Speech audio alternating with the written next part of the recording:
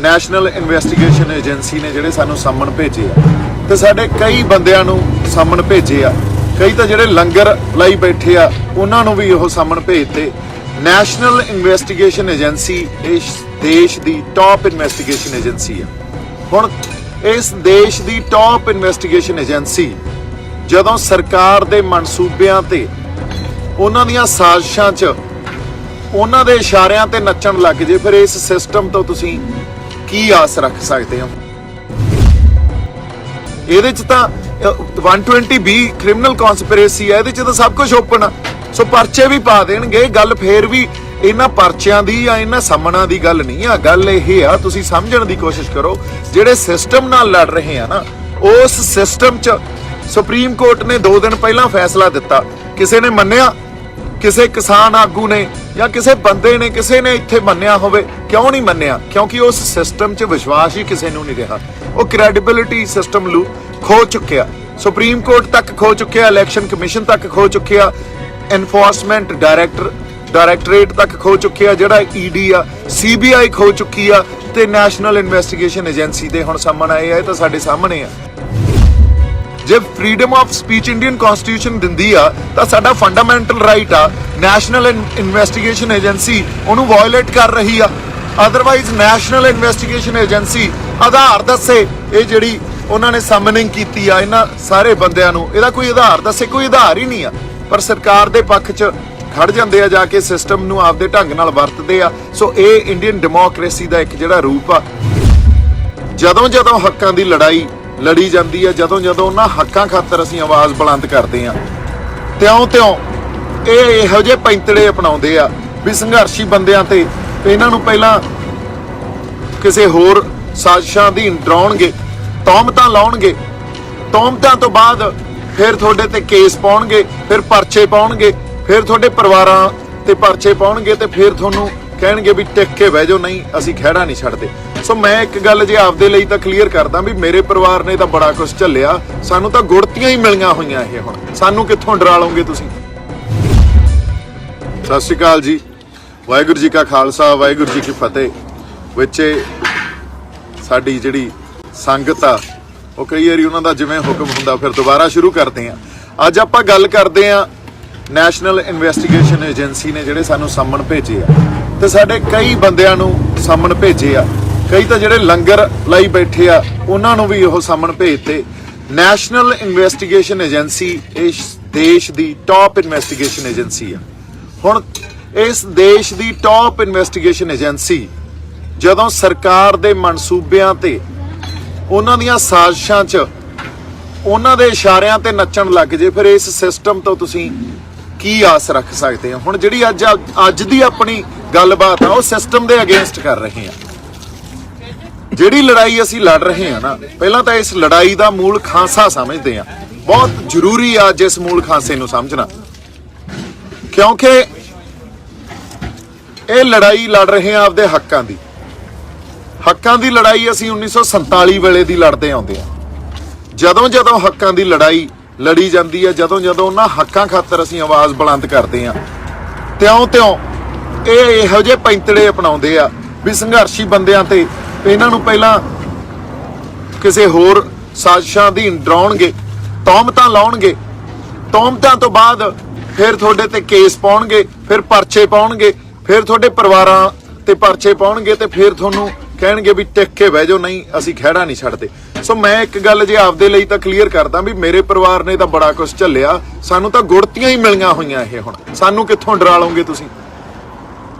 ਪਰ ਗੱਲ ਸਿਸਟਮ ਦੀ ਜੇ ਕਰ ਰਹੇ ਆ ਤਾਂ ਇਸ ਗੱਲ ਨੂੰ ਸਮਝਣਾ ਬਹੁਤ ਜ਼ਰੂਰੀ ਆ।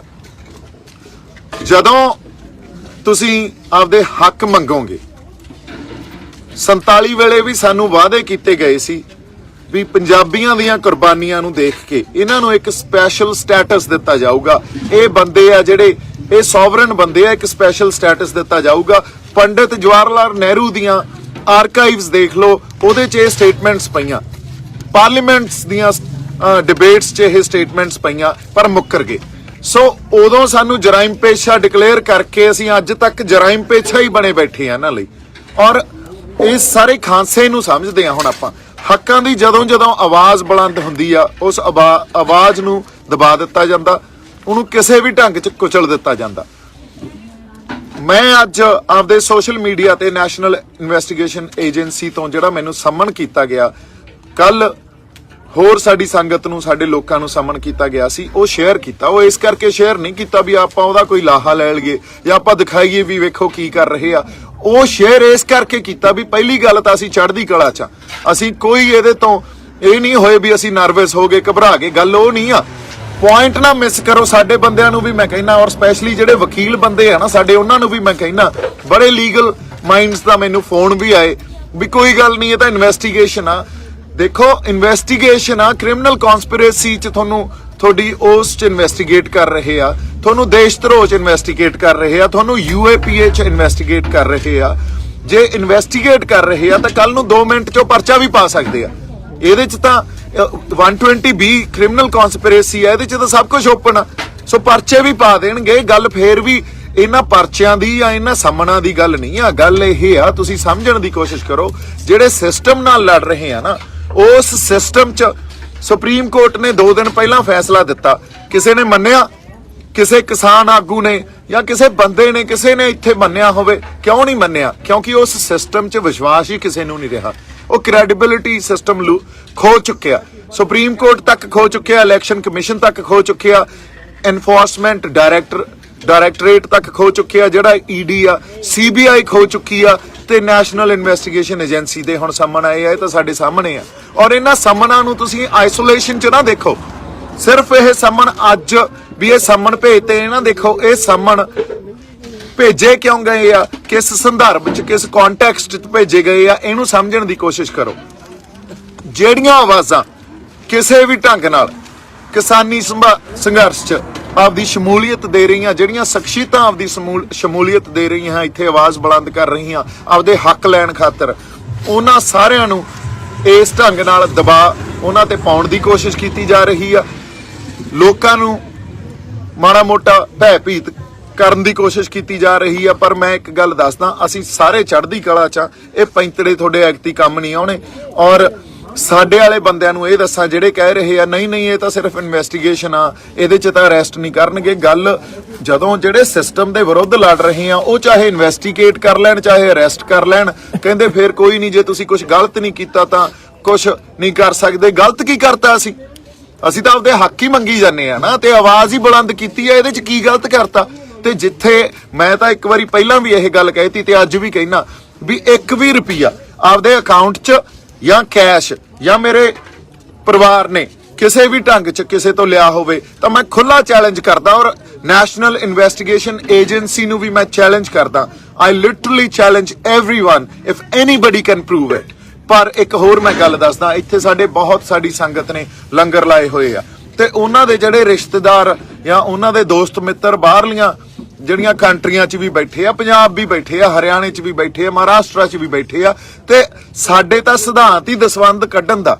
ਉਹ ਆਪਦਾ ਦਸਵੰਧ ਕੱਢ ਕੇ ਲੰਗਰ ਵਾਸਤੇ ਪੈਸੇ ਭੇਜਦੇ ਆ, ਇਹ ਬਾਹਰ ਦੀ ਫੰਡਿੰਗ ਹੋ ਗਈ। ਤੁਸੀਂ ਦੇਖੋ ਪਰਿਭਾਸ਼ਿਤ ਕਿਵੇਂ ਕਰਦੇ ਆ ਫੰਡਿੰਗ ਨੂੰ, ਵੀ ਇਹ ਤਾਂ ਫੋਰਨ ਫੰਡਿੰਗ ਆ ਰਹੀ ਆ। ਫੋਰਨ ਫੰਡਿੰਗ ਕਾਹਦੇ ਵਾਸਤੇ ਆ ਰਹੀ ਆ? ਅਸੀਂ ਕੀ ਕਰੀ ਜਾਂਦੇ ਆ? ਅੱਜ ਤੱਕ ਅਸੀਂ ਜਿਹੜੇ ਜਾਬਤੇ 'ਚ ਬੈਠੇ ਆ, ਉਹ ਜਾਬਤੇ 'ਚ ਅਸੀਂ ਕਿਸੇ ਨੂੰ ਕਿਸੇ ਤਰ੍ਹਾਂ ਦਾ ਵੀ ਨੁਕਸਾਨ ਪਹੁੰਚਾਇਆ ਹੋਵੇ, ਕੋਈ ਜਾਨ ਦਾ, ਕੋਈ ਮਾਲ ਦਾ, ਕਿਸੇ ਢੰਗ ਦਾ ਵੀ ਨੁਕਸਾਨ ਪਹੁੰਚਾਇਆ ਹੋਵੇ, ਤਾਂ ਤੁਸੀਂ ਸਾਨੂੰ ਨੀਵੇਂ ਥਾਂ ਭਾਲਿਓ। ਹੁਣ ਜਿਹੜੇ ਸਾਡੇ ਬੰਦੇ ਆ, ਖਾਸ ਤੌਰ ਤੇ ਜਿਹੜੇ ਸਾਡੇ ਜਿਹੜੇ ਵਕੀਲ ਸਾਹਿਬਾਨ ਆ, ਉਹ ਕਹਿ ਰਹੇ ਆ ਜੇ ਤੁਸੀਂ ਕੁਝ ਗਲਤ ਨਹੀਂ ਕੀਤਾ ਕੋਈ ਗੱਲ ਨਹੀਂ। ਕਿਹੜੀ ਨਿਆਂ ਪ੍ਰਣਾਲੀ ਤੋਂ ਅਸੀਂ ਨਿਆਂ ਦੀ ਆਸ ਕਰਦੇ ਆ? ਜਿਹੜੀ ਨਿਆਂ ਪ੍ਰਣਾਲੀ ਸੁਪਰੀਮ ਕੋਰਟ ਚਲਾਉਂਦਾ। ਸੁਪਰੀਮ ਕੋਰਟ ਨੇ ਤਾਂ ਸਾਨੂੰ ਪ੍ਰਤੱਖ ਕਰਤਾ ਵੀ ਉਹ ਕਿਵੇਂ ਸਰਕਾਰ ਦੇ ਹੱਕ 'ਚ ਭੁਗਤਦੇ ਆ। ਉਹ ਚਾਹੇ ਕਸ਼ਮੀਰ ਦਾ ਮਸਲਾ ਹੋਵੇ ਜਾਂ ਚਾਹੇ ਉਹ ਆਪਾਂ ਕਹਿ ਲਈਏ ਅਯੋਧਿਆ ਦਾ ਮਸਲਾ ਹੋਵੇ, ਚਾਹੇ ਹੁਣ ਕਿਸਾਨੀ ਸੰਘਰਸ਼ ਹੋਵੇ, ਉਹ ਤਾਂ ਸਾਨੂੰ ਪਤਾ ਨਾ। ਉਦੋਂ ਪਹਿਲਾਂ ਇੱਥੇ ਹਰਿਆਣੇ ਵਾਲਿਆਂ ਨੇ ਜਾਟ ਐਜੀਟੇਸ਼ਨ ਕੀਤੀ ਸੀ, ਉਦੋਂ ਵੀ ਪਤਾ, ਹਜੇ ਤੱਕ ਉਸ ਪਟੀਸ਼ਨ ਦੀ ਸੁਣਵਾਈ ਨਹੀਂ ਕੀਤੀ ਗਈ। ਉਹਦੇ ਤੇ ਕਮਿਸ਼ਨ ਬਾਤਾ, ਉਹ ਕਮਿਸ਼ਨ ਨੇ ਅੱਜ ਤੱਕ ਕੋਈ ਰਿਪੋਰਟ ਨਹੀਂ ਦਿੱਤੀ। ਸੋ ਸਿਸਟਮ ਆ ਜਿਹੜਾ, ਇਹਨੂੰ ਚਲਾ ਕੌਣ ਰਿਹਾ ਤੇ ਕਿਵੇਂ ਆਪਦੇ ਲਈ ਵਰਤ ਰਿਹਾ, ਹਨਾ?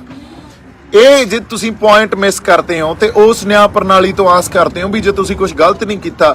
ਗਲਤ ਕੀ ਕਰ ਲਿਆ ਸੀ? ਗਲਤ ਤਾਂ ਅਗਲਿਆਂ ਨੇ ਬਣਾ ਦੇਣਾ। ਔਰ ਅਸੀਂ ਨਰਵਸ ਨਹੀਂ ਹੋਏ, ਅਸੀਂ ਇਸ ਪੁਆਇੰਟ ਨੂੰ ਪ੍ਰੂਵ ਕਰਨ ਦੀ ਖਾਤਰ ਵੀ ਜਿਹੜੀ ਲੜਾਈ ਤੁਸੀਂ ਲੜ ਰਹੇ ਹੋ ਨਾ, ਇਹ ਪੁਰਾਣੀਆਂ ਲੜਾਈਆਂ ਦੀ ਕੰਟੀਨਿਊਸ਼ਨ ਆ, ਇਹ ਕੋਈ ਨਵੀਂ ਲੜਾਈ ਨਹੀਂ ਆ। ਅੱਜ ਕਿਸਾਨ ਆਪਦੇ ਹੱਕ ਮੰਗੀ ਜਾਂਦੇ ਆ, ਇਦੋਂ ਪਹਿਲਾਂ ਕੋਈ ਹੋਰ ਧਿਰ ਹੱਕ ਮੰਗਦੀ ਸੀ ਜਾਂ ਸਾਂਝੇ ਹੱਕ ਮੰਗਦੇ ਸੀ, ਉਦੋਂ ਵੀ ਸਾਡੇ ਨਾਲ ਇਹੀ ਹੁੰਦਾ ਸੀ। ਅੱਜ ਫੇਰ ਹੱਕਾਂ ਦੀ ਲੜਾਈ ਲੜ ਰਹੇ ਆ ਤਾਂ ਸਾਡੇ ਨਾਲ ਇਹੀ ਸਭ ਕੁਝ ਹੋ ਰਿਹਾ। ਸੋ ਕੁਝ ਨਹੀਂ ਬਦਲਿਆ, ਉਸੇ ਲੜਾਈ ਦੀ ਕੰਟੀਨਿਊਸ਼ਨ ਆ। ਹੁਣ ਜਦੋਂ ਮੈਂ ਬਾਰ-ਬਾਰ ਇਹ ਗੱਲ ਕਹਿੰਦਾ ਹੁੰਦਾ ਸੀ ਵੀ ਗੱਲ ਸਿਰਫ ਕਿਸਾਨੀ ਸੰਘਰਸ਼ ਤੱਕ ਸੀਮਿਤ ਨਾ ਰੱਖੋ, ਇਹਦਾ ਦਾਇਰਾ ਜਿਹੜਾ ਹੁਣ ਬਹੁਤ ਵੱਡਾ ਹੋ ਗਿਆ। ਸ਼ੁਰੂ ਜ਼ਰੂਰ ਕਿਸਾਨੀ ਸੰਘਰਸ਼ ਤੋਂ ਹੋਇਆ ਸੀ, ਕਿਸਾਨਾਂ ਨੇ ਇੱਕ ਇਸ਼ੂ ਨੂੰ ਆਈਡੈਂਟੀਫਾਈ ਕੀਤਾ ਸੀ, ਪਰ ਇਹ ਸਾਡੇ ਹੋਂਦ ਦੀ ਲੜਾਈ ਸੀ ਤੇ ਹੋਂਦ ਦੀ ਲੜਾਈ ਅੱਜ ਸਾਡੇ ਸਾਹਮਣੇ ਆ ਗਈ ਆ ਪ੍ਰਤੱਖ ਰੂਪ 'ਚ। ਸਾਨੂੰ ਇਹ ਕਹਿ ਰਹੇ ਆ ਤੁਸੀਂ ਨਹੀਂ ਸੋਚ ਸਕਦੇ ਜਿਵੇਂ ਤੁਸੀਂ ਸੋਚ ਰਹੇ ਹੋ, ਤੁਹਾਡੇ ਤੋਂ ਤੁਹਾਡੇ ਫੰਡਾਮੈਂਟਲ ਰਾਈਟਸ ਵੀ ਖੋਲਾਂਗੇ। Freedom of speech, freedom of speech ਤਾਂ ਸਾਨੂੰ ਇੰਡੀਅਨ ਕਨਸਟੀਟਿਊਸ਼ਨ ਦਿੰਦੀ ਆ ਨਾ। ਜੇ freedom of speech Indian constitution ਦਿੰਦੀ ਆ ਤਾਂ ਸਾਡਾ ਫੰਡਾਮੈਂਟਲ ਰਾਈਟ ਆ। ਨੈਸ਼ਨਲ ਇਨਵੈਸਟੀਗੇਸ਼ਨ ਏਜੰਸੀ ਉਹਨੂੰ ਵਾਇਓਲੇਟ ਕਰ ਰਹੀ ਆ। ਅਦਰਵਾਈਜ਼ ਨੈਸ਼ਨਲ ਇਨਵੈਸਟੀਗੇਸ਼ਨ ਏਜੰਸੀ ਆਧਾਰ ਦੱਸੇ, ਇਹ ਜਿਹੜੀ ਉਹਨਾਂ ਨੇ ਸਮਨਿੰਗ ਕੀਤੀ ਆ ਇਹਨਾਂ ਸਾਰੇ ਬੰਦਿਆਂ ਨੂੰ, ਇਹਦਾ ਕੋਈ ਆਧਾਰ ਦੱਸੇ, ਕੋਈ ਆਧਾਰ ਹੀ ਨਹੀਂ ਆ। ਪਰ ਸਰਕਾਰ ਦੇ ਪੱਖ 'ਚ ਖੜ ਜਾਂਦੇ ਆ, ਜਾ ਕੇ ਸਿਸਟਮ ਨੂੰ ਆਪਦੇ ਢੰਗ ਨਾਲ ਵਰਤਦੇ ਆ। ਸੋ ਇਹ ਇੰਡੀਅਨ ਡੈਮੋਕ੍ਰੇਸੀ ਦਾ ਇੱਕ ਜਿਹੜਾ ਰੂਪ ਆ। ਅਗਲੀ ਗੱਲ ਮੈਂ ਇਹ ਕਹਿਣਾ ਚਾਹਣਾ ਵੀ ਸਮਾਂ ਇਹ ਆ ਗਿਆ ਵੀ ਅਸੀਂ ਵਾਕਈ ਇਕੱਠੇ ਹੋ ਕੇ ਲੜੀਏ। ਕਿਉਂ? ਇਹ ਤੋਂ ਬਿਨਾ ਕੋਈ ਹੱਲ ਨਹੀਂ ਜਦੋਂ ਤੱਕ ਇਕੱਠੇ ਹੋ ਕੇ ਆਪਸ 'ਚ ਸਲਾਹ ਕਰਕੇ ਨਹੀਂ ਲੜਾਂਗੇ ਨਾ। ਹੁਣ ਦੇਖੋ ਤੁਸੀਂ, ਜਦੋਂ ਹੀ ਆਪਾਂ ਕਿਸਾਨ ਜਥੇਬੰਦੀਆਂ ਨੂੰ ਜਾਂ ਜਦੋਂ ਸਾਡੇ ਜਿਹੜੇ ਆਗੂ ਆ ਉਹਨਾਂ ਤੱਕ ਕੋਈ ਸਲਾਹ ਪਹੁੰਚਾਉਣੇ ਆ ਜਾਂ ਕਿਸੇ ਢੰਗ ਨਾਲ ਪਹੁੰਚਾਉਣ ਦੀ ਕੋਸ਼ਿਸ਼ ਕਰਦੇ ਆ, ਉਦੋਂ ਸਾਡੀ ਸੰਗਤ ਹੀ ਨਹੀਂ ਬੋਲਣ ਦਿੰਦੀ। ਉਹ ਕਹਿੰਦੀ ਵੇਖਿਓ ਯਾਰ ਆਹ ਗੱਲ ਨਾ ਕਰਿਓ, ਏਕਾ ਨਾ ਤੋੜਿਓ, ਏਕਾ ਨਾ ਤੋੜਿਓ। ਮੈਂ ਕਹਿੰਦਾ ਬਾਈ ਜੀ ਏਕਾ ਕਿਵੇਂ ਨਾ ਤੋੜਿਓ, ਤੁਹਾਨੂੰ ਗਰਾਊਂਡ ਰਿਐਲਿਟੀ ਪਤਾ ਕੀ ਹੋ ਰਿਹਾ। 17 ਕਿਸਾਨ ਜਥੇਬੰਦੀਆਂ ਦੇ ਆਗੂ ਇੱਕ ਪਾਸੇ ਮੀਟਿੰਗ ਕਰਦੇ ਆ, 13 ਇੱਕ ਪਾਸੇ ਮੀਟਿੰਗ ਕਰਦੇ ਆ। ਕਿਹੜਾ ਏਕਾ ਫਿਰ?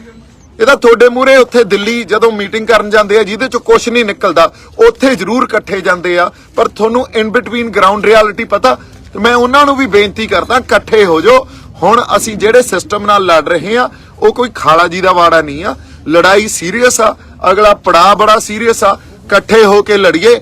ਜਿਹੜੇ ਆਈਡੀਆਜ਼ ਆ ਉਹਨਾਂ ਨੂੰ, ਆਈਡੀਆਜ਼ ਨੂੰ ਤੁਸੀਂ ਜਨਰੇਟ ਹੀ ਨਹੀਂ ਹੋਣ ਦੇ ਰਹੇ, ਨਾ ਸੰਗਤ ਜਨਰੇਟ ਹੋਣ ਦੇ ਰਹੀ ਆ। ਸਪੈਸ਼ਲੀ ਜਿਹੜੇ ਫੇਸਬੁੱਕ ਤੇ ਬੈਠੀ ਆ, ਬਾਹਰਲੀ ਸੰਗਤ ਨਾਲ ਤਾਂ ਆ ਕੇ ਜਿਹੜੇ ਇੱਥੇ ਸਾਡੇ ਗਰਾਊਂਡ ਤੇ ਬੈਠੇ ਆ ਜੋ ਮਰਜ਼ੀ ਡਿਸਕਸ ਕਰ ਲਓ, ਉਹਨਾਂ ਨੂੰ ਕੋਈ ਇਹਦੇ ਤੋਂ ਮੁਨਕਰ ਨਹੀਂ ਹੁੰਦਾ। ਉਹ ਸੁਣਦੇ ਵੀ ਆ ਗੱਲ, ਤੁਹਾਡੇ ਨਾਲ ਸਲਾਹ ਵੀ ਕਰਦੇ ਆ, ਆਪਦੀ ਸਲਾਹ ਵੀ ਦਿੰਦੇ ਆ, ਤੇ ਇਹ ਹੁੰਦਾ ਸਾਰਥਕ ਮਾਹੌਲ, ਇਹ ਹੁੰਦਾ ਸੁਹਿਰਦ ਮਾਹੌਲ। ਪਰ ਜਦੋਂ ਕੋਈ ਸਲਾਹ ਦਿੱਤੀ ਜਾਂਦੀ ਆ ਉਦੋਂ ਹੀ ਨਾ ਨਾ ਨਾ ਨਾ ਕਿਤੇ ਤੋੜ ਨਾ ਦਿਓ, ਵੇਖਿਓ ਕਿਤੇ ਦੋ ਫਾੜ ਨਾ ਹੋ ਜਾਓ। ਨਹੀਂ ਜੀ, ਇਹ ਤਾਂ ਸਿਰਫ ਆਈਡੀਆ ਜਨਰੇਟ ਹੀ ਨਹੀਂ ਹੋਣ ਦੇ ਰਹੇ ਤੁਸੀਂ। ਜੇ ਆਈਡੀਆ ਜਨਰੇਟ ਨਹੀਂ ਹੋਊਗਾ ਫਿਰ ਸਲਾਹ ਕਿੱਥੋਂ ਪੈਦਾ ਹੋਊਗੀ? ਹੌਲੀ ਹੌਲੀ ਉਹ ਆਈਡੀਆ ਰਿਸੀਵ ਤਾਂ ਹੁੰਦਾ ਨਹੀਂ, ਉਹ ਜਨਰੇਟ ਵੀ ਨਹੀਂ ਹੋਣਾ ਤੇ ਉਹਨੇ ਬੰਦ ਹੋ ਜਾਣਾ। ਫਿਰ ਜੋ ਹੋਈ ਜਾਂਦਾ ਉਵੇਂ ਹੀ ਸਭ ਚੁੱਪ ਬੈਠੇ ਆ। ਸੋ ਅਗਲੀ ਗੱਲ, ਜਿਵੇਂ ਤੁਸੀਂ ਸੰਘਰਸ਼ ਨੂੰ ਡਿਫਾਈਨ ਕਰਦੇ ਹੋ ਨਾ, ਜਿਵੇਂ ਤੁਸੀਂ ਡਿਫਾਈਨ ਕਰਦੇ ਹੋ, ਔਰ ਸਪੈਸ਼ਲੀ ਇਹ ਸੰਗਤ ਨੂੰ ਕਹਿ ਰਿਹਾ ਮੈਂ, ਜਿਵੇਂ ਸੰਘਰਸ਼ ਡਿਫਾਈਨ ਕਰਦੇ ਹੋ, ਜਾਂ ਸਾਡੇ ਆਗੂਆਂ ਨੂੰ ਵੀ ਬੇਨਤੀ ਆ ਵੀ ਨਹੀਂ ਇਹਨੂੰ ਤੁਸੀਂ ਸ਼ਾਂਤਮਈ ਰੱਖਿਓ। ਨਹੀਂ, ਇਹ ਗਿਣਤੀਆਂ ਮਿਹਨਤੀਆਂ ਨਾਲ ਸੰਘਰਸ਼ ਨਹੀਂ ਲੜੇ ਜਾਂਦੇ ਹੁੰਦੇ। ਸ਼ਾਂਤਮਈ ਕੀ ਆ ਜਾਂ ਹਿੰਸਕ ਕੀ ਆ? ਅਸੀਂ ਕਦੇ ਹਿੰਸਕ ਹੋਏ ਆ? ਅੱਜ ਤੱਕ ਨਹੀਂ ਹੋਏ। ਪਰ ਜਦੋਂ ਪੰਜਾਬ ਤੋਂ ਤੁਰੇ ਸੀ, ਇੱਥੇ ਆਏ ਸੀ, ਉਦੋਂ ਬੈਰੀਕੇਡ ਭੰਨ ਕੇ ਹੀ ਆਏ ਆ ਨਾ, ਉਹਨਾਂ ਬੈਰੀਕੇਡਾਂ ਨੂੰ ਟੱਪ ਕੇ ਹੀ ਆਏ ਆ। ਉਦੋਂ ਤੁਸੀਂ ਸ਼ੰਭੂ ਤੇ ਖੜੇ ਇਹ ਕਹੀ ਜਾਂਦੇ ਸੀ ਇਹਨੂੰ ਨਹੀਂ ਨਹੀਂ ਇੱਥੇ ਹੀ ਬਹਿ ਜਾਓ, ਸ਼ਾਂਤਮਈ ਰੱਖੋ। ਨਹੀਂ, ਉਹ ਸੰਘਰਸ਼ ਦੇ ਜਿਹੜੇ ਵਹਿਣ ਹੁੰਦੇ ਆ ਨਾ, ਉਹਨੇ ਕਿੱਧਰ ਨੂੰ ਵਹਿਣਾ ਇਹ ਕੋਈ ਨਹੀਂ ਡਿਸਾਈਡ ਕਰਦਾ ਹੁੰਦਾ, ਇਹ ਤਾਂ ਪ੍ਰਮਾਤਮਾ ਡਿਸਾਈਡ ਕਰਦਾ। ਇਹਨੂੰ ਕੌਣ ਗਿਣਤੀਆਂ ਮਿਹਨਤੀਆਂ ਨਾਲ ਜਾਂ ਆਪਦੀਆਂ ਬੁੱਧੀਆਂ ਨਾਲ ਡਿਸਾਈਡ ਕਰ ਸਕਦਾ? ਫਿਰ ਨਹੀਂ ਤਾਂ ਅਸੀਂ ਸ਼ੰਭੂ ਬੈਠੇ ਹੋਣਾ ਸੀ ਜਾਂ ਖਨੌਰੀ ਬੈਠੇ ਹੋਣਾ ਸੀ। ਸੋ ਸ਼ਾਂਤਮਈ ਜਾਂ ਸੰਘਰਸ਼ ਸ਼ਾਂਤਮਈ ਨਹੀਂ ਆ। ਇਹ ਜਿਹੜਾ ਇੱਕ ਡਿਵੀਜ਼ਨ ਕ੍ਰੀਏਟ ਹੋ ਜਾਂਦੀ ਆ ਜਾਂ ਬਾਈਨਰੀ ਬਣਾ ਦਿੰਨੇ ਹੋ ਤੇ ਘਾੜਤਾਂ ਘੜ ਲੈਂਦੇ ਹੋ ਵੀ ਹੁਣ ਐਂ ਰੱਖਾਂਗੇ, ਇਹਨੂੰ ਘਾੜਤਾਂ ਨਹੀਂ ਘੜੀਆਂ ਜਾ ਸਕਦੀਆਂ ਹੁੰਦੀਆਂ। ਜੇ ਹਜੇ ਤੱਕ ਤੁਹਾਨੂੰ ਉਹਨਾਂ ਬਾਈਨਰੀਜ਼ 'ਚ ਰੱਖ ਕੇ ਤੁਸੀਂ ਸੰਘਰਸ਼ ਨੂੰ ਦੇਖ ਰਹੇ ਹੋ ਤਾਂ ਤੁਹਾਨੂੰ ਹਜੇ ਤੱਕ ਸਾਡੇ ਵਾਲਿਆਂ ਨੂੰ ਵੀ ਮੂਲ ਖਾਂਸਾ ਸਮਝ ਨਹੀਂ ਆਇਆ। ਸਾਡੇ ਵਾਲੇ ਬੰਦਿਆਂ ਨੂੰ ਵੀ ਬੇਨਤੀ ਆ ਵੀ ਤੁਸੀਂ ਇਸ ਸੰਘਰਸ਼ ਦਾ ਦਾਇਰਾ ਜਿਹੜਾ ਉਹ ਖੋਲੋ, ਇਹਨੂੰ ਵਧਾਓ, ਅਦਰਵਾਈਜ਼ ਤੁਹਾਨੂੰ ਮਸਲਿਆਂ ਦੇ ਹੱਲ ਨਹੀਂ ਮਿਲਣੇ। ਜੇ ਸਿਰਫ ਹਜੇ ਵੀ ਕਹੋਗੇ ਨਹੀਂ ਨਹੀਂ ਕਿਸਾਨਾਂ ਦਾ ਸੰਘਰਸ਼ ਆ, ਕਿਸਾਨਾਂ ਦਾ ਸੰਘਰਸ਼ ਆ, ਨਹੀਂ ਬਾਈ ਜੀ, ਇਹ ਹਰ ਉਸ ਸ਼ਖਸ ਦਾ ਸੰਘਰਸ਼ ਬਣ ਗਿਆ ਜਿਹਨੂੰ ਆਪਦੇ ਹੱਕ ਚਾਹੀਦੇ ਆ। ਅਸੀਂ ਤਾਂ ਕਿਸਾਨ ਹੀ ਆ ਨਾ, ਹੋਰ ਕੌਣ ਆ ਆਪਾਂ? ਸੋ ਇੱਥੇ ਇੱਕ ਇੱਕ ਬੰਦਾ ਕਿਸਾਨ ਆ। ਪਰ ਕਿਸਾਨ, ਤੁਸੀਂ ਇਹ ਗੱਲ ਦੇਖੋ, ਹੁਣ ਸਾਡੀ ਹੋਂਦ ਦੀ ਲੜਾਈ ਲੜੀ ਜਾਂਦੇ ਆ ਅਸੀਂ, ਸਾਡੇ ਸੱਭਿਆਚਾਰ ਨੂੰ ਬਚਾਉਣ ਦੀ, ਸਾਡੇ ਖੇਤ ਨੂੰ ਬਚਾਉਣ ਦੀ, ਸਾਡੇ ਰਾਜਸੀ ਬਣਤਰ ਨੂੰ ਬਚਾਉਣ ਦੀ, ਸਾਡੇ ਸਮਾਜਿਕ ਬਣਤਰ ਨੂੰ ਬਚਾਉਣ ਦੀ ਸਾਰੀਆਂ ਲੜਾਈਆਂ ਇਕੱਠੀਆਂ ਹੋ ਗਈਆਂ। ਸਾਡੀ ਹੋਂਦ ਤੇ ਗੱਲ ਆ ਗਈ ਆ। ਸੋ ਜਿਹੜੇ ਇੱਥੇ ਬੈਠੇ ਆ, ਇੰਨੇ ਦਿਨ ਹੋ ਗਏ ਇੱਥੇ, 50 ਦਿਨ ਤਾਂ ਆਪਾਂ ਨੂੰ ਇੱਥੇ ਹੋ ਗਏ ਬੈਠਿਆਂ ਨੂੰ। ਸੋ ਬੰਦਿਆਂ 'ਚ ਜਿਹੜਾ ਇਹ ਜਜ਼ਬਾ ਜਾਂ ਜਿਸ ਤਰ੍ਹਾਂ ਦਾ ਉਭਾਰ ਆ, ਇਹਨੂੰ ਸਮਝਣ ਦੀ ਤਾਂ ਕੋਸ਼ਿਸ਼ ਕਰੀਏ। ਜੇ ਅਸੀਂ ਵੀ ਉਸ ਦਾਇਰੇ ਨੂੰ ਖੋਲਾਂਗੇ ਨਹੀਂ, ਉਸ ਦਾਇਰੇ ਨੂੰ ਖੋਲ ਕੇ ਜਿਹੜੇ ਮਸਲਿਆਂ ਨੂੰ ਸਮਝਾਂਗੇ ਨਹੀਂ, ਫਿਰ ਹੱਲ ਕਿੱਥੋਂ ਲੱਭਾਂਗੇ? ਫਿਰ ਸਾਡੀਆਂ ਮੀਟਿੰਗਾਂ ਜਿੰਨੀਆਂ ਮਰਜ਼ੀ ਕਰ ਲਈਏ, ਫਿਰ ਜਾਂ ਜਿੰਨੀਆਂ ਮਰਜ਼ੀ ਰਣਨੀਤੀਆਂ ਘੜ ਲਈਏ, ਸਾਨੂੰ ਉਹਦੇ ਹੱਲ ਨਹੀਂ ਮਿਲਣੇ। ਸਾਨੂੰ ਦਾਇਰਾ ਖੋਲਣਾ ਪਊਗਾ। ਸੋ ਦਾਇਰੇ ਨੂੰ ਖੋਲਣ ਦਾ ਸਭ ਤੋਂ ਪਹਿਲਾ ਤਰੀਕਾ ਇਹ ਆ, ਇਕੱਠੇ ਹੋ ਜਾਓ। ਮੈਂ ਬਾਰ-ਬਾਰ ਕਹਿ ਰਿਹਾ, ਇਕੱਠੇ ਹੋ ਜਾਓ। ਆਪਸੀ ਰੰਜਿਸ਼ਾਂ, ਆਪਸੀ ਭੇਦਭਾਵ ਮਿਟਾਓ। ਹੁਣ ਤਾਂ ਇਹ ਗੱਲ ਹੋਵੇ ਵੀ ਕੋਈ ਗੱਲ ਨਹੀਂ ਯਾਰ ਬਾਪਾ, ਬਾਅਦ ਚ ਨਜਿੱਠਾਂਗੇ ਜੋ ਗੱਲਾਂ। ਇੱਥੇ ਅਸੀਂ ਇਕੱਠੇ ਆ। ਸਾਡਾ ਹੁਣ ਪੈ ਗਿਆ ਜਿਹੜਾ ਪੇਚਾ, ਉਹ ਜਿਵੇਂ ਆਪਣੇ ਕਿਸੇ ਨੇ ਗਾਣਾ ਗਾਇਆ ਨਾ, ਗਾਇਕ ਨੇ, ਕਿਹੜਾ ਸੀ ਉਹ, ਪੇਚਾ ਪੈ ਗਿਆ ਸੈਂਟਰ ਨਾਲ। ਪੇਚਾ ਪੈ ਗਿਆ ਸੈਂਟਰ ਨਾਲ। ਤੇ ਉਹ ਖਾਲਾ ਜੀ ਦਾ ਵਾੜਾ ਨਹੀਂ ਆ ਜੇ ਆਪਾਂ ਸੈਂਟਰ ਨਾਲ ਪੇਚਾ ਪਾਈ ਬੈਠੇ ਆ। ਇਕੱਠੇ ਹੋ ਕੇ ਹੀ ਇਹ ਲੜਾਈ ਲੜੀ ਜਾਣੀ ਆ। ਸਾਡੇ ਏਕੇ ਤੋਂ ਡਰਨਗੇ। ਆਈਡੀਆਜ਼ ਨੂੰ ਜਨਰੇਟ ਕਰੀਏ, ਆਈਡੀਆਜ਼ ਨੂੰ ਡਿਸਕਸ ਕਰੀਏ, ਇੱਕ ਦੂਜੇ ਦੀ ਸਲਾਹ ਲਈਏ। ਇੱਥੇ ਕੋਈ ਈਗੋ ਇਸ਼ੂਜ਼ ਥੋੜੀ ਆ। ਜਿਹਨੇ ਕ੍ਰੈਡਿਟ ਲੈਣੇ ਆ, ਪ੍ਰਮਾਤਮਾ ਆਪੇ ਕ੍ਰੈਡਿਟ ਦੇ ਜੂ। ਇੱਥੇ ਕ੍ਰੈਡਿਟ ਲੈਣ ਆਏ ਆ ਆਪਾਂ ਨਾ, ਆਪਾਂ ਇੱਥੇ ਬੋਲਣ ਆਏ ਆ ਨਾ, ਸਟੇਜਾਂ ਤੋਂ ਭਾਸ਼ਣ ਦੇਣ ਆਏ ਆ। ਇਹ ਕੰਮ ਤਾਂ ਬਥੇਰੇ ਸਾਡੇ ਲੀਡਰਾਂ ਨੇ ਕੀਤੇ ਆ। ਅੱਜ ਤੱਕ ਦਿੱਤਾ ਕੀ ਆ ਉਹਨਾਂ ਨੇ? ਫਿਰ ਅੱਜ ਤੱਕ ਉਹਨਾਂ ਨੇ ਭਾਸ਼ਣ ਹੀ ਦਿੱਤੇ ਆ ਨਾ, ਬੰਦੇ ਇਕੱਠੇ ਕਰਕੇ। ਤੇ ਉਹੀ ਆਪਾਂ ਵਰਤਾਰਾ ਇੱਥੋਂ ਸ਼ੁਰੂ ਕਰੀ ਬੈਠੇ ਆ। ਸੋ ਇਸ ਕਰਕੇ ਹੁਣ ਕੰਮ ਸਾਨੂੰ, ਜਿਹੜੀ ਸਾਡੀ ਕਨਸੈਂਟਰੇਸ਼ਨ ਆ, ਉਹ ਸਟੇਜ ਤੋਂ ਤੇ ਭਾਸ਼ਣਾਂ ਤੋਂ ਪਾਸੇ ਕਰਨੀ ਪਊਗੀ। ਇਕੱਠੇ ਹੋ ਜਾਈਏ, ਸਲਾਹਾਂ ਕਰੀਏ, ਰਣਨੀਤੀ ਘੜੀਏ। 26 ਤਰੀਕ ਅਹਿਮ ਆ, ਸਾਰਾ ਸੰਘਰਸ਼ ਹੀ ਅਹਿਮ ਆ। ਤੇ ਇਹਦਾ ਦਾਇਰੇ ਨੂੰ ਥੋੜਾ ਜਿਹਾ ਖੋਲ ਕੇ ਉਸ ਦਾਇਰੇ 'ਚ ਸੰਘਰਸ਼ ਨੂੰ ਵੇਖੀਏ। ਇੰਨੀਆਂ ਕੁ ਬੇਨਤੀਆਂ ਮੈਂ ਕਰਨੀਆਂ ਸੀ। ਬਹੁਤ ਸਾਰਾ ਸਤਿਕਾਰ, ਬਹੁਤ ਸਾਰਾ ਪਿਆਰ। ਜਿਉਂਦੇ ਵਸਦੇ ਰਹੋ। ਵਾਹਿਗੁਰੂ ਜੀ ਕਾ ਖਾਲਸਾ, ਵਾਹਿਗੁਰੂ ਜੀ ਕੀ ਫਤਿਹ।